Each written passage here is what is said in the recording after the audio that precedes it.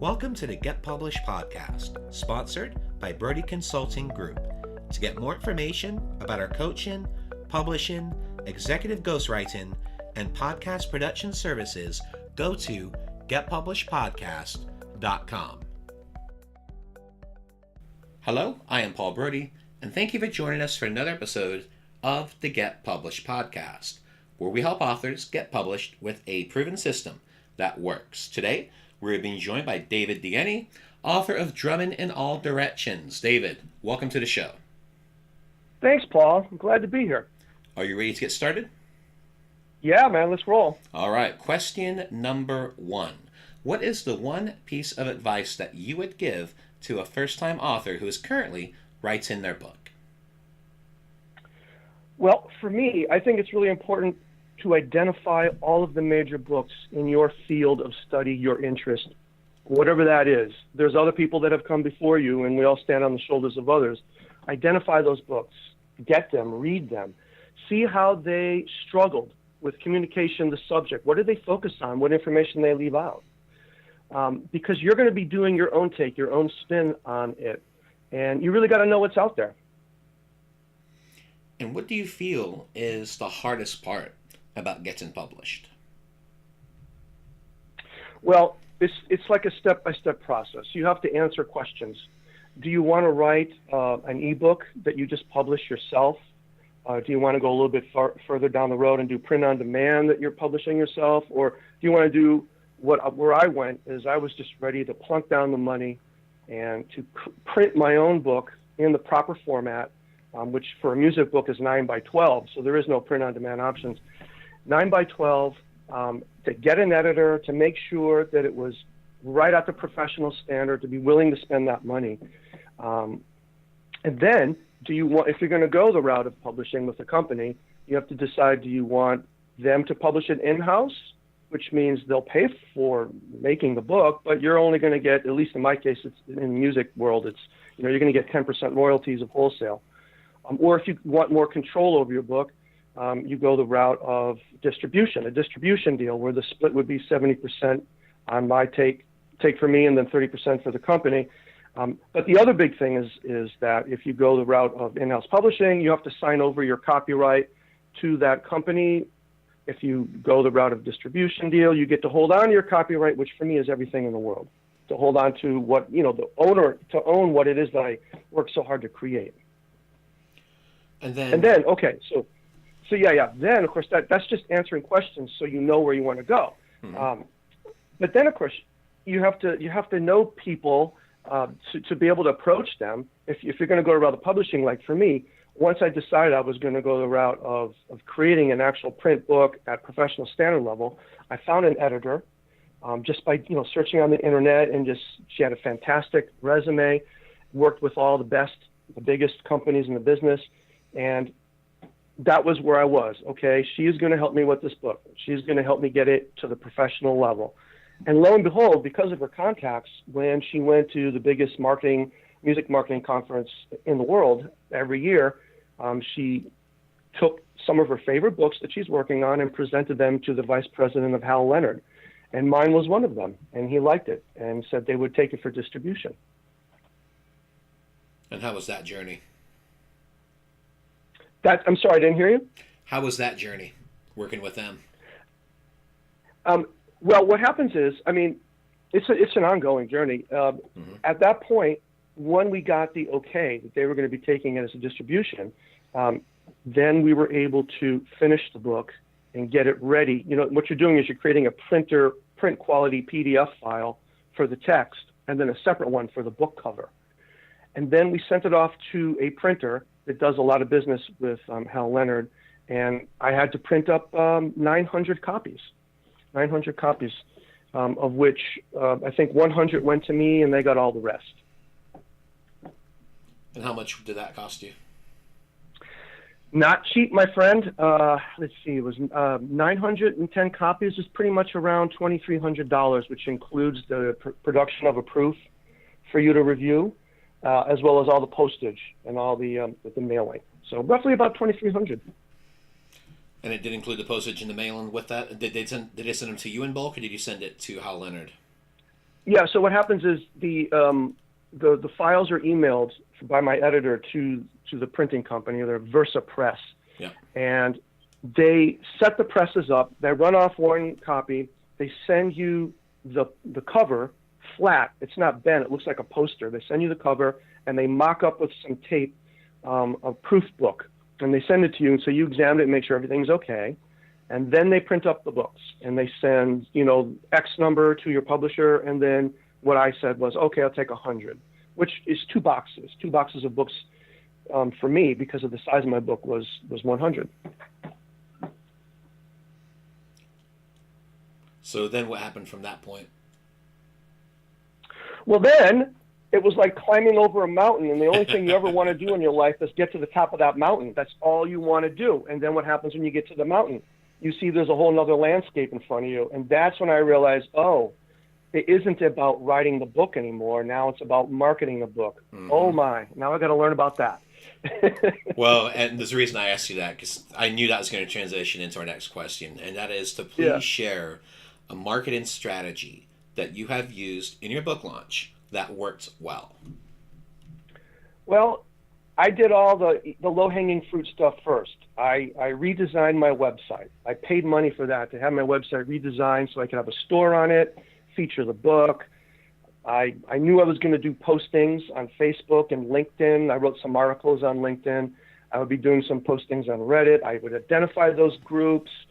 I learned about the author page on Amazon, which is wonderful, absolutely wonderful to have all those tools available for you.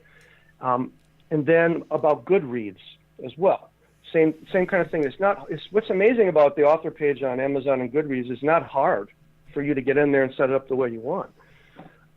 But really the most important thing, the hardest thing of all, was to write coherent marketing, a marketing one sheet, basically. I didn't know it was a one sheet back in the day when I was starting it out.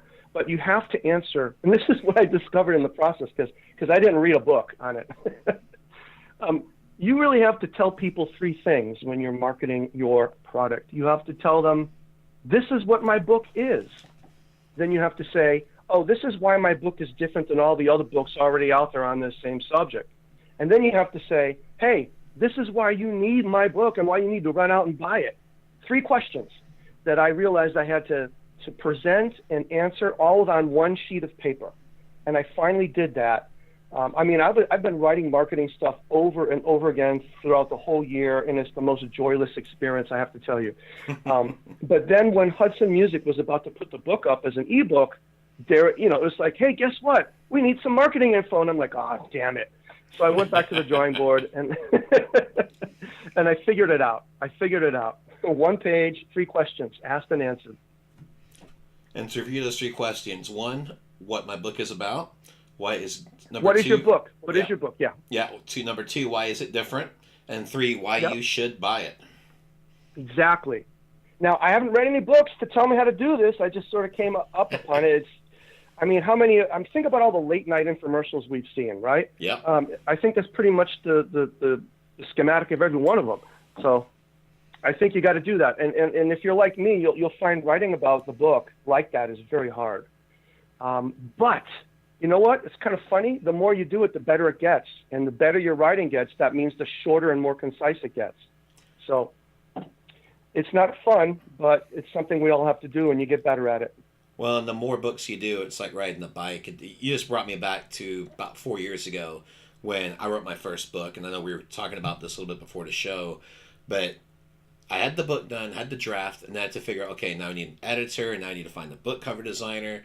But I also realized I needed to spend half the time learning everything I could about publishing, but the other half of the time needed to learn everything I could about marketing, because I realized how important it's going to be to have the best of both worlds. And without dedicating half my time to marketing, there's no way that book would have become my first of now 13 bestsellers, because you have to dedicate yourself to learning as much about marketing as possible. And hey, I was watching infomercials at 2 a.m. because I was usually by that time wrapping up what I was learning that day. So usually what was on was an infomercial, and I would watch some of their different techniques. Act now, limited time offer, buy it today, don't miss out. Yeah. all those different techniques, but integrating those into the marketing plan without it becoming too salesy. So there's always that really delicate balance where you wanted it to be content marketing, but you also didn't want to be hitting people over the head. And then you also had to realize, okay, this is not about me. This book is not about my story. It is telling people how they can learn from this story and what is in it for them. Because that's what most people want to know. What is in it for me? What am I going to learn from this book? How is it going to help me in my everyday life? And once you get that, it's like a little bulb goes off. And once you market with that approach, it's going to make it a lot easier to sell your books.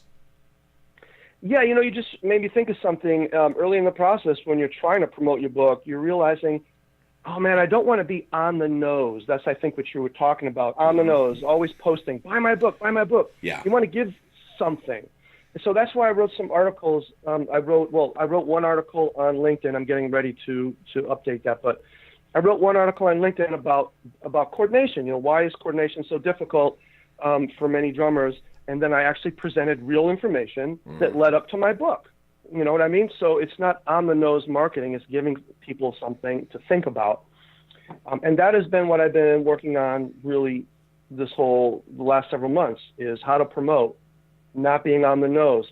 And also, I think many of us, me, you end up sort of putting your horse behind your cart. See, when you were writing your book, you were studying marketing. Not me. I was just writing the book. So I had my horse behind the car. I'm trying to get in front of it now. Well, and it's a process. And one of the main things is you have to run your book like a business. And if you don't do that, then you're right. It is a lot of catch up. It's a lot of making up for lost time, because you only get one chance to really make a first impression. But the nice thing is, if things don't work out, wait a few months later, you create a second edition of the book. You roll it out like a brand new launch. So there's ways that you can make up for that gap if something does happen. But you're right. You want to give great content, and then at the very end, have that call to action. I'll give you an example. Our podcast, it is pitch free. We have an intro where we give an invitation to go to our website to get more information about our services, but that's it. Once we get on with the show, we're straight into it. At the very end of the show, there's a call to action to invite people to get more information about our Get Published business book. But it's at the end, once the actual show is done. That way, when we're actually doing this together, it is all about you and all about our listeners, because that's what's important. If you want to have calls to action in front and back, that's fine. That is the best way to do it in a non-salesy way. It's the same way when you're contributing articles for newspapers or for magazines. Give that great quality and then invite them to go, hey, if you want to get more information, go to our site. Go get some more info to find out more about our services if it's going to help you. And I think that's the biggest thing. You have to say, hey, if this is going to help you, if it's going to benefit you, then yeah, definitely check out our information. But hey, if you got everything you needed here, wonderful. And the other thing I realized by just looking at all the other folks out there marketing online, social media online, is that you have to cut through all of the chatter and the noise, and people do that by being confrontational. So there'll be one sentence that will be, why your coordination sucks on the drum set. Maybe I wouldn't use such a negative word, but just trying to pull something out of the air. There's sort of a confrontational tone to a headline that you're looking at, and you're like, oh, really? And that's going to motivate you to go to that link and read what they're talking about. So that's the other thing I'm working on right now, too. You ready for the hard questions? Yeah. I always joke around with my guests on this one, because our fourth question, this is typically the hardest question, and that is, what is your favorite book, and what was the number one thing that you learned from it? Well, I'm going to parry that a little bit and tell you that I don't have a favorite book. I'm a drummer. I'm a musician. What I have is a vast library of drum and music books that are of the utmost importance to me for teaching and for practicing, but they present the standard that I have to rise to. They present the model. So there are many, you can take a subject like drum set and break it down into so many different subcategories, and I already mentioned my book is about coordination. So I've got a lot of books on coordination. And like I said, everybody out there who wants to write a book really needs to learn what are the books already out there on your subject. Study them. Because one of the most important things is, you're communicating to people. How do you organize your information? How do you curate it? you actually have to leave a lot of stuff out. You can't just put everything in the book. There are things you got to leave out. You have to focus. You have to put a magnifying glass on some things. And that takes a lot of brain power. That really does. And that's when I say what's my most important book, it's all of them. All of these great books that have survived the decades that like I said earlier, it's the shoulders that I stand on. I can look at them and see how they attacked that particular subject, what they left out. And, one of the things I did some years ago, the number one selling book on the planet for drum technique is called Stick Control, and it came out, I believe, in 1936. It's still with us. It's that valuable. But it is kind of showing its age. And what I did was I just came across it in a bookstore by accident one day, and I thought, oh, good, I can use another copy, like I already have 12. So I bought it, and then I opened it up, and I just had this desire to analyze it, to actually look at all of the musical patterns and permutations and to study how it was made.